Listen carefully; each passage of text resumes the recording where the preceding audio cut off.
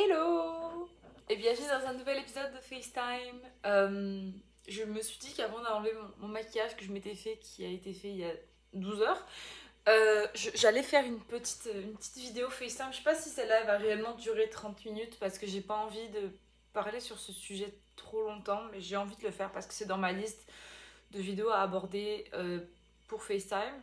Au cas où si vous savez pas, FaceTime, je suis désolée, je fais le petit...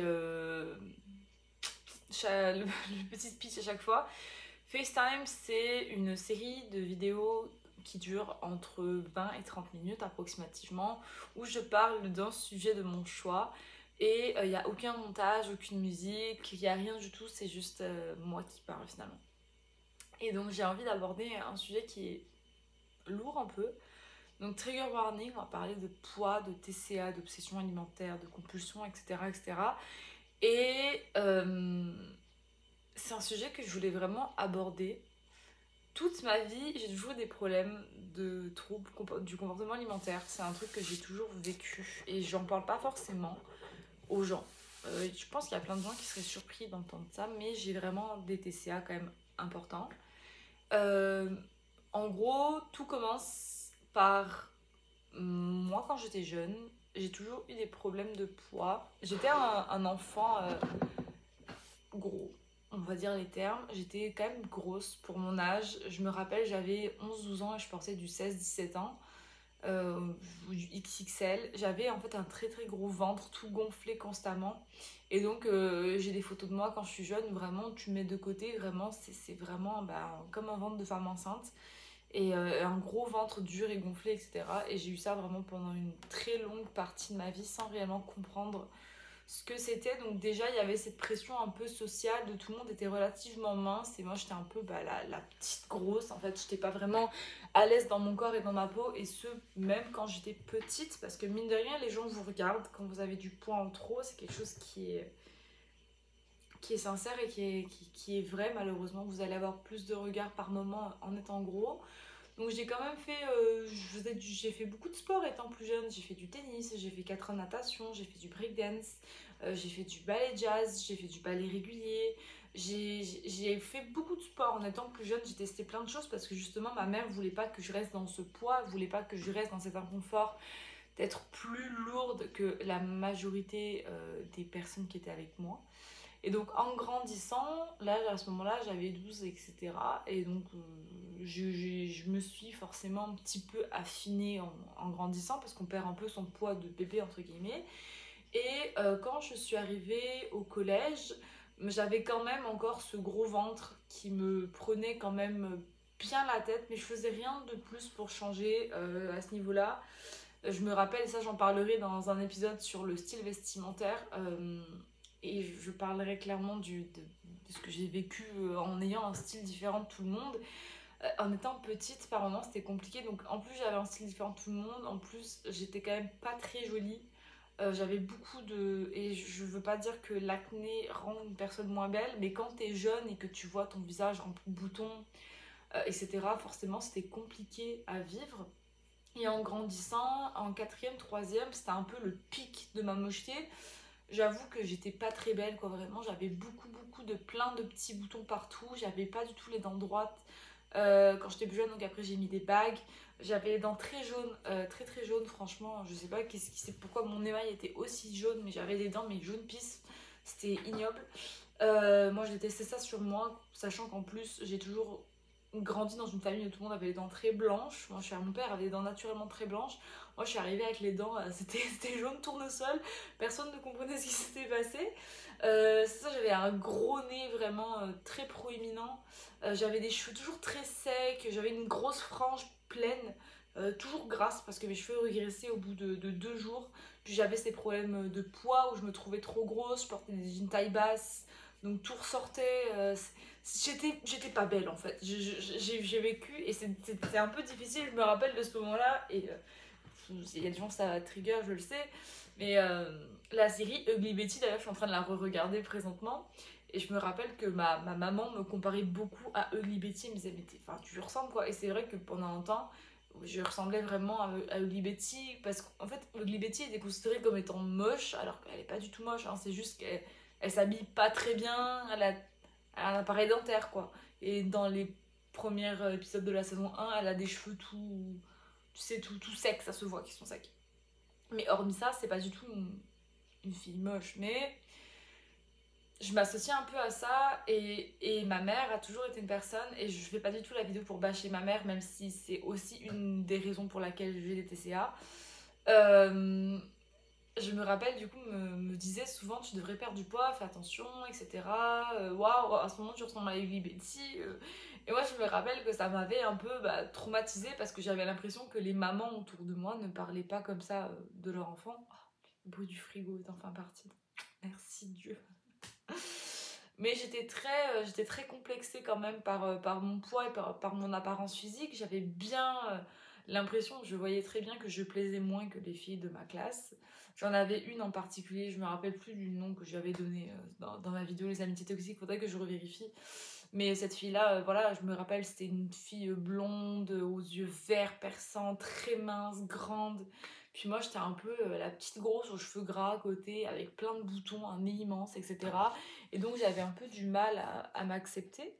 Et je me rappelle, un jour, j'étais en cours de sport, et une de mes amies, Jasmine, si tu regardes ça, tu regarderas jamais ça, mais si un jour tu tombes là-dessus, salut.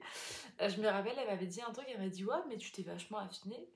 Et je me rappelle que ce commentaire, c'était quoi, en 2016, 2015, et ça m'avait refait ma journée. Genre, j'étais tellement contente que quelqu'un me dise que je m'étais affinée, quoi. En fait, mon objectif, c'était con, mais c'était d'avoir des plus gros seins qu'un ventre. Je voulais juste que mon corps fasse genre, voilà, pas qu'il se fasse juste plat et gros, comme il a toujours été. Je voulais juste avoir plus de seins que de ventre. Et apparemment, cette journée-là, j'avais dû réussir habillée en sport.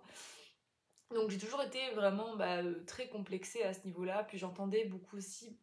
En fait, ma mère a toujours une très grande obsession pour le poids. Et je m'en suis rendu compte récemment, parce que je suis en train de faire les archives des lettres qu'elle a pu envoyer à ma famille.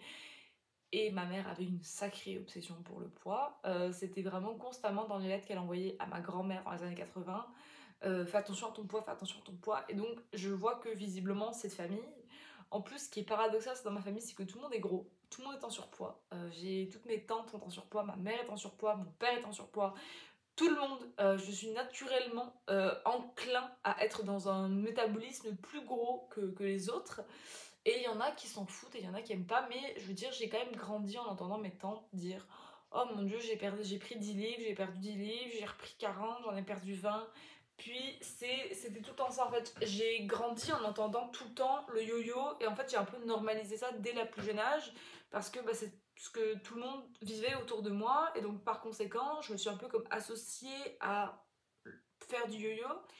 Et donc en grandissant, à mes 16, 17, 18 ans, là j'ai commencé, c'était en 2017. 2017, j'ai eu ma première vraie grosse crise d'angoisse. J'avais 18 ans. Et j'ai toujours été un peu anxieuse. On en parlera à un moment donné pour un autre sujet, mais bref, ma première vraie crise d'angoisse. Et j'ai découvert que l'anxiété me coupait tout appétit. Et donc cette année-là, ces premières années aussi de fac, etc., je suis rentrée dans une dépression que j'ai soignée par la suite, mais c'est une dépression qui a enchaîné une grande perte de poids. Donc je faisais une taille 36, qui pour moi était mince parce que je n'ai jamais fait une taille 36 de ma sainte vie. J'ai toujours fait un médium, je faisais un 38, c'était à peu près ma taille, et 38 c'est très très loin d'être gros, hein. C'était pas gros du tout, mais dans ma tête j'étais très grosse. Ça s'appelle des TCA, hein, c'est des troubles du comportement alimentaire, tu te vois plus gros que tu es, c'est aussi la dysmorphie. Et donc je me rappelle, parce que j'avais perdu du poids et j'étais super contente en fait de perdre du poids. Et en fait je me rends compte que des fois j'ai peut-être, et ça c'est vraiment un autodiag, donc s'il vous plaît, si c'est faux, ne vous fiez pas à ce que je dis, mais je me suis déjà demandé si je ne souffrais pas d'anorexie mentale, parce que, pas anorexie physique, hein, je suis très très loin d'être anorexique, mais anorexie mentale dans le sens où quand je vois que je suis en train de perdre du poids parce que dans ma tête ça va moins bien, je suis contente de perdre du poids. Je me dis yay, j'ai perdu 3 kilos. Sauf que j'ai jamais aimé me peser. J'ai toujours détesté me peser, je déteste ça. Mon poids, je ne sais pas quel est mon poids, je crois que je me suis pas pesée depuis au moins 3 ou 4 ans. Je supporte pas savoir mon poids, parce que quand je fais mon poids, quand je sais en fait quel est mon poids, je fais une fixette dessus. Et je veux absolument savoir. La dernière fois que je me suis pesée, je crois que je faisais 68 kilos. Et genre, j'étais traumatisée de l'idée de faire 68 kilos. Je me rappelle un jour, j'ai fait 56 kilos. Attends. Non, attends, je dis de la merde. 56. 58. Je crois que j'avais descendu à 58 kilos. Parce qu'en fait, mon objectif de base, mon objectif de poids, ça a toujours été 62 kilos. Et je fais 1m63. Donc je voulais faire 62 kilos pour 1m63. Et à un moment donné, je crois que j'avais descendu à genre 58. Et je crois que je voulais aller jusqu'à 56. Je crois que c'était un peu mon goal. Ou un truc du genre. Il me semble. C'est flou, sincèrement. Et à ce moment-là, quand je m'étais pesée, que j'avais vu que j'étais aussi mince, j'étais trop contente. Mais en même temps, ma santé mentale, c'était de la grosse merde. Mais la problématique, c'est que quand j'allais pas bien, même si mentalement ça allait pas, ma mère me disait waouh, t'as perdu du poids, ça te va bien, t'es belle. Je mettais tout ce que je voulais, je mettais tous les vêtements que je voulais, j'avais pas de ventre. J'étais bien en fait, tous mes complexes étaient un peu partis. Et c'était vraiment lié au poids, quoi, très clairement. Et donc en grandissant, quand ça allait mieux, j'ai repris du poids. J'ai repris genre 12 kilos à peu près parce que clairement j'en avais perdu 10 à cause de la méga anxiété. Et quand ma méga anxiété m'a enfin lâché la grappe, j'ai repris mon poids. Parce que mon poids habituel, c'est à peu près le poids que j'ai maintenant, voire 2-3 kilos à peu près en moins. Mais c'est à peu près mon poids normal. J'ai pas envie de dire mon poids de forme parce que je ne connais pas mon poids de forme et je m'en fous un peu. Mais j'avoue que malheureusement, comme j'ai entendu les gens me faire le plus de compliments quand j'étais plus mince, j'ai associé la beauté à la minceur. En tout cas, sur moi. Sur les autres, j'ai toujours trouvé qu'une femme en chair, c'était plus beau. J'ai toujours été attirée naturellement par des femmes avec plus de courbes. J'ai toujours trouvé ça plus joli, j'ai toujours trouvé ça plus féminin. Et c'est un choix très personnel, les autres font ce qu'ils veulent, les corps de chacun sont les corps de chacun. Mais il y a des gens, en exemple, qui vont baver sur la silhouette de Bella Hadid. Ben moi, à comparer, je préférais genre Ashley Graham, tu vois. Bon, je suis pas du tout une grande fan d'Ashley Graham, d'ailleurs j'ai vraiment du mal avec elle. Je sais pas, j'aime pas ça dans son attitude, mais genre je suis plus attirée par les femmes naturellement plus curvy que des femmes très minces.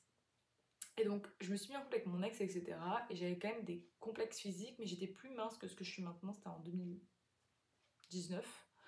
Et genre j'ai pris beaucoup de poids après parce que je suis allée en Italie. Et à ce moment-là, j'étais vraiment genre très lourde. J'avais l'impression, les photos que je vois en tout cas à cette époque-là, c'était vraiment pas un poids qui m'allait bien quand je regarde les photos, d'une certaine façon. Et sincèrement, je me suis toujours un peu dit, ouf, ok, genre faut que t'arrêtes de manger. Et quand je me mettais en tête que j'arrêtais de manger, je me rappelle pendant les moments où j'avais de la forte anxiété et que j'arrivais plus à manger.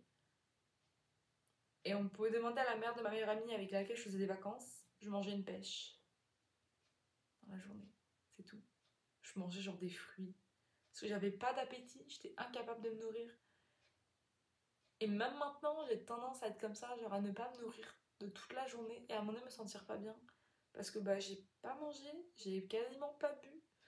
C'est normal qu'à un moment donné ton corps dise wouhou, je suis là, tu fais quoi en fait? Genre, pourquoi tu te laisses aller pas bien?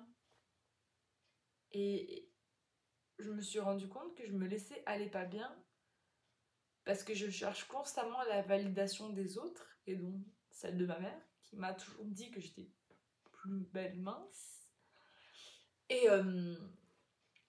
en faisant mon obsession sur le poids, je me suis rendu compte que je faisais, et ça m'a pris beaucoup de temps pour déconstruire ça, une obsession pour les tailles sur les vêtements.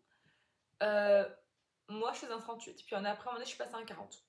Et ça me dérangeait pas de passer à un 40, c'était vraiment genre une taille qui m'allait, je dis comme ça me dérange pas, je fais un vrai 40, et voilà. Et c'est à peu près une taille à laquelle je suis encore à l'heure actuelle, le 40. 40 à peu près en haut, 40 en bas, genre je suis assez uniforme en 40. Et très sincèrement, j'ai mis beaucoup de temps, et je me rappelle parce que Roméo, de l'épisode des amitiés toxiques, je ferai une vidéo sur les situationships où Monsieur Roméo sera beaucoup dans l'histoire, m'avait dit un jour, waouh, genre t'as de la chance d'être arrivé à faire ce travail sur toi, de ne plus en fait compter sur des tailles, genre une taille sur un vêtement c'est juste une taille. Et j'ai fait un TikTok d'ailleurs à ce propos-là, d'ailleurs je crois que mon TikTok c'est Guita23 si vous voulez aller voir, où je montrais j'ai des vêtements en XS, en S, en M, en L, en XL et en 2XL. on est à 6 tailles de vêtements différentes pour la même personne que je suis. Comment ça se fait qu'un vêtement en XS me va bien alors qu'un vêtement en XL me va trop petit? Je sais pas si vous vous rendez compte de à quel point les tailles sont illogiques, mais ça reste que j'ai fait ce travail, je me dis une taille, c'est une taille. Comme là présentement, je me rappelle, j'ai un jean de la marque King Louis qui me va très bien, c'est une taille 40, il me va parfaitement. J'ai un pantalon Urban Outfitters qui me va très bien, qui est en taille small. Et après, récemment, j'ai acheté en friperie un pantalon H&M, un jeans. Et c'était une taille 42. Et il m'allait très bien. Et je me rappelle très bien de cette journée-là. Un jour, je suis allée chez Noz. Et il y avait un corset un peu de lingerie qui était magnifique. Et je l'ai essayé sans regarder la taille. Et bien, il m'allait parfaitement. Et j'étais trop contente. Donc je me dis, je vais l'acheter. Je regarde la taille, je vois que c'était un XL. J'étais au bout de ma vie. J'étais en mode, non mais sérieusement, je fais du XL. Alors qu'on s'en fout. C'est juste un chiffre. Et des fois encore, j'ai du mal à le déconstruire, ce truc-là. C'est dur. J'essaye chaque jour. Mais il y a des moments où je me dis, oh mon Dieu. Et c'est pour ça que je me demande si il n'y a pas cette sorte d'anorexie mentale de vouloir quand même être mince. Et je me rends compte que j'ai une obsession quand même sur le poids. Même si je dis que c'est pas vrai. Même si je dis que je veux pas. Je me rends compte que je regarde beaucoup, beaucoup des corps des gens. Et c'est un truc, quand je vois quelqu'un, un exemple plus gros, je me dis, ah putain, ça lui va super bien, elle est vraiment belle. Et sur les autres, je trouve ça beau. Mais sur moi, ça me fait péter un câble, tu vois. Et sincèrement, genre, je me dis, mais pourquoi est-ce que sur les autres, t'en as rien à foutre, mais sur toi, ça vient te chercher, ça vient te complexer, genre.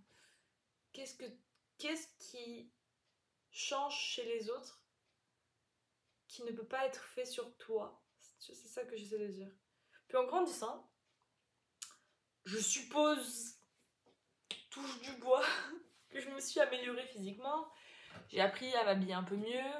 J'ai appris à me coiffer. Bon là, en l'occurrence, c'est pas trop le cas. Mais j'ai appris en fait que je m'apprécie beaucoup quand j'étais soignée.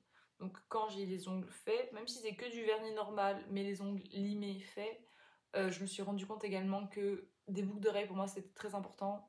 J'aime avoir des boucles d'oreilles. J'aime avoir en ce moment, mon gros truc du moment, c'est des colliers. J'aime beaucoup avoir des colliers. En 2021, je me suis fait percer le nez. C'est un vrai piercing après en avoir porté pendant presque 4 ans, un faux piercing. D'ailleurs, en plus, je le portais genre ici. Et quand la perceuse m'a percé, elle était comme, mais madame, votre piercing, il est pas bien placé. J'étais en mode, ah, mais c'est un faux, je veux faire un vrai. T'es comme... Donc, elle m'a placé le nouveau. J'étais comme, mais il est trop avancé. T'es comme, non, il est au milieu de votre narine, l'endroit où il devrait être. J'étais comme, pardon. Oups. Donc, je trouve que ça va bien à mon nez, à mon visage. Un petit anneau au nez. Genre, je trouve que ça adoucit un peu mon nez, que je trouve très gros, que j'ai toujours trouvé très gros. J'ai eu un appareil dentaire pendant 2 ans. J'ai fait un blanchiment dentaire, j'en ai fait plus d'un. Donc, j'ai pas un sourire parfait. J'ai pas des dents parfaitement blanches. Mais comparé à ce que j'avais avant, c'était quand même... j'ai appris à m'habiller dans un style qui me plaît plus. Et pas un style pour suivre tout le monde, parce que je me suis très longtemps habillée pour suivre les gens, suivre le troupeau. Je voulais être dans le troupeau, je voulais pas être en dehors du troupeau, je voulais être dedans. Et maintenant, c'est plus du tout mon objectif. Vraiment, je m'habille pour comment j'ai envie de m'habiller. Je m'habille parce que ça me plaît et j'en ai rien à péter de ce que les gens peuvent penser. Mais pour le coup, ça m'a mis tellement de temps de comprendre ça. Vous n'avez pas idée à quel point j'ai galéré à comprendre. Et vraiment, encore à l'heure actuelle, je me dis, mais pourquoi est-ce que tu as galéré pendant autant de temps de comprendre des choses qui sont aussi simples? Mais à l'époque, pour moi, ça rentrait pas dans mon cerveau, ça rentrait pas dans ma tête. Je comprenais pas pourquoi est-ce que je devais sortir du lot. Pour moi, il fallait que je suive le monde parce que je pensais que j'allais attirer les gens en étant pareil que tout le monde. Je suis passée par toutes les couleurs de cheveux, j'ai été blonde, j'ai été rousse, j'ai eu les cheveux lilas, j'ai eu les cheveux roses, j'ai eu les cheveux bleus, j'ai eu les cheveux rouges, j'ai eu toutes les couleurs de cheveux, j'ai eu toutes les teintes, je me suis habillée en 36, en 38, en 40. J'ai évolué en bien, en mal, mais j'ai encore cette obsession pour le poids et je le vois et ça me dérange et j'essaie profondément de me dire qu'il faut que je change. Mais un exemple, quand je vois des films ou des séries, etc., je regarde toujours les corps des gens et je me dis ok, telle personne, machin, puis je suis naturellement complexée, genre, quand je m'entoure auprès d'amis que je trouve encore très beaux, je me sens mal à l'aise de me mettre genre en maillot de bain, et pourtant j'ai toujours été la fille qui en a rien à foutre. Et je me force à être cette fille qui en a rien à foutre et qui se met en maillot de bain partout où elle veut et qui s'en fout en fait. Et je veux pas être la fille en mode non, moi je me baigne pas en fait. Genre, je veux pas être ce genre de personne. C'est ma phobie sur terre. Je veux pas être ce genre de personne. Je le répéterai encore une fois. Je ne veux pas être ce genre de personne. Je veux m'aimer moi-même, m'aimer comme je suis, aimer mon corps comme il est.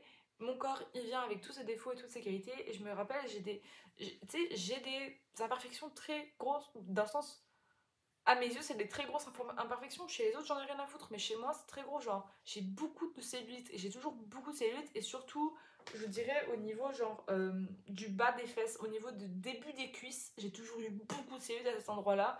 Pareil, j'ai des vergetures aussi au niveau des cuisses. J'ai plein de trucs que j'aime pas sur moi. Et que c'est drôle parce que quand j'entends les hommes en général dire mais c'est super sexy, je suis comme ah ok. Bah genre vous communiquez pas que c'est sexy. Genre comment est-ce que nous on est censé savoir que vous trouvez ça sexy, tu vois. Et par moment, j'avoue, je trouve ça dur d'avoir encore ces façons de penser là. Je me challenge et je me dis stop, stop, stop, stop, stop, arrête de penser comme ça. T'as une façon arriérée de penser et tout. Et je sais que c'est juste en fait la façon dont j'ai grandi, la façon où j'ai été éduquée, d'entendre tout le temps des remarques sur mon poids, sur le fait que j'étais trop mince ou pas assez mince ou trop grosse, ou j'en sais rien. Puis j'ai l'impression qu'en fait on m'a toujours regardé, apprécié, valorisé quand j'étais mince. Et encore une fois, je dis pas que je suis grosse à l'heure actuelle. Je fais un 40. Je suis pas particulièrement. J'allais dire que je suis pas particulièrement grosse. Mais après, littéralement, c'est compliqué d'imaginer quoi que ce soit avec mon pyjama. Mais je suis pas mon meilleur. Je suis pas mon pire. Et genre, c'est fou parce que je vis pour la validation des gens. Je supporte pas ça. Et en le disant, je me rends compte à quel point c'est triste, mais à quel point c'est vrai. À quel point j'aimerais ne pas vivre pour la validation extérieure, vivre pour moi, vivre pour ce que j'ai envie de faire et vivre pour ce que j'ai envie de manger et ne pas me prendre la tête pour des choses aussi stupides que la nourriture. Genre, je fais ce que je veux. J'ai pas besoin d'avoir la validation de qui que ce soit. Et c'est un truc qu'il faut que je déconstruise. Et le poids, c'est chacun son truc et c'est pas un truc généraliste. Et je suis pas censée être plus mince pour faire plaisir aux autres, mais j'ai pas besoin d'être plus grosse pour faire plaisir aux autres. En fait, il faut juste que je me sente bien dans ma peau, mais je cherche encore la validation des personnes autour de moi. Je me rappelle, et ça c'est un truc qui est très difficile à dire et très difficile à admettre, mais c'est la vérité. J'ai une tante dans ma famille, avec laquelle on n'est pas très proche, mais cette femme, elle a une obsession sur le poids. Mais quand j'ai une obsession, c'est qu'elle a une grosse obsession pour le poids, à tel point qu'elle a rendu sa fille anorexique. Sa fille avait des problèmes d'anorexie parce que sa mère lui répétait que ça lui allait mieux d'être mince. Et un peu comme ce que ma mère fait d'ailleurs. Sauf que ma mère, elle, a pris énormément de poids par la suite. Mais quand je dis énormément, c'est genre beaucoup, tu vois. Et donc cette tante-là, qui avant était quand même assez intéressée par moi et ma mère, intéressée de faire des activités avec nous, quand moi j'ai commencé à prendre un peu de poids et quand ma mère a pris du poids, elle était plus intéressée. Du jour au lendemain, elle était de moins en moins intéressée par sortir avec nous. Et ça a été dit par d'autres personnes autour de moi. Cette fille-là, elle est intéressée par toi que quand t'es mince. Et c'est triste à dire, mais c'est la vérité. Je l'ai vu moi-même. Quand j'étais plus mince, j'avais plus d'attention. Quand j'étais plus mince, j'avais plus de cadeaux, en tout cas de sa part. Je me rappelle un jour, j'avais été magasiner avec elle, j'avais été faire du shopping et j'étais un peu à, je pense que j'étais à mon plus mince ou à mon deuxième plus mince, voilà. Je faisais vraiment en 36, j'étais super mince. Écoutez, j'ai fait une bête de pneumonie, j'étais malade comme un chien. Et ensuite, j'ai enchaîné des crises d'anxiété. Alors, je vous avouerai que j'étais pas au top de ma santé physique ni ma santé mentale, mais par contre, j'étais skinny. Et donc, c'est assez drôle parce que là, elle avait du temps à me donner. Là, elle me faisait des cadeaux. Là, elle aimait m'acheter des fringues parce que je faisais du S. Là, elle aime bien. Maintenant, il n'y a plus trop d'intérêt de sa part. C'est ce que j'ai ressenti. Après, elle est toujours très gentille, toujours très friendly. Elle ne fera jamais un commentaire sur mon corps ou sur mon poids. Je sais qu'elle en a rien à foutre. Je me suis mis en maillot de bain à côté d'elle il n'y a pas longtemps et j'en ai rien à péter, mais ça reste que c'est quelque chose que je sais qui est présent. Et c'est un truc qu'il faut que je déconstruise. Il faut que j'arrête de diaboliser la nourriture. Parce qu'en fait, j'ai tendance, par moment, à diaboliser la nourriture et me dire, bon, je vais pas manger beaucoup parce qu'ensuite, je vais perdre moins de poids. Et ça m'est déjà arrivé de me dire, je vais manger moins. Et quand j'appelle ma mère, on fait ça, elle me dit, ah, t'as perdu un peu. Je dis, oui.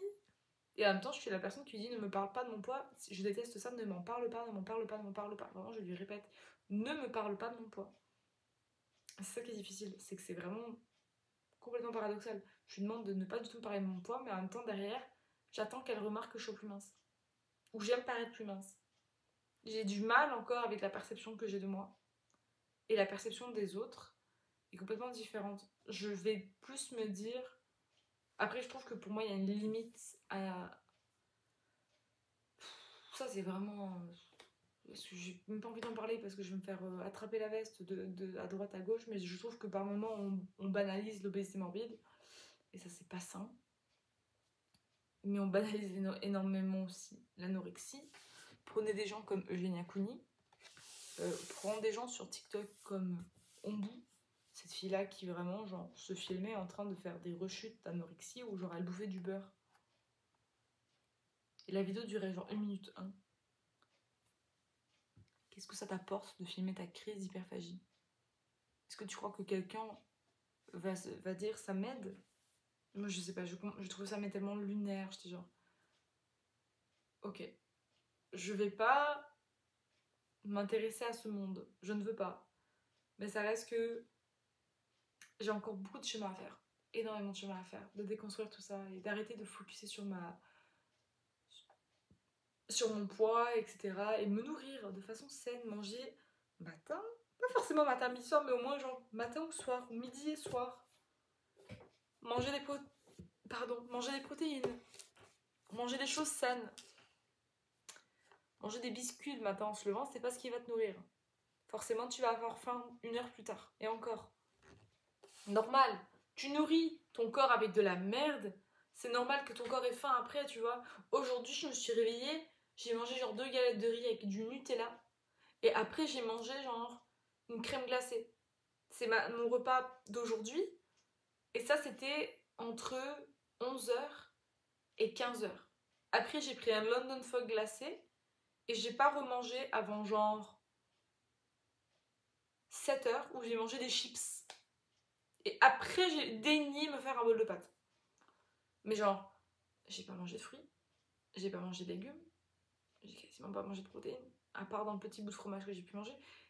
Et genre, je me dis, forcément, c'était une alimentation comme ça qui était littéralement en sous-déficit. Enfin, t'es sous-alimenté, hein, je mange pas assez.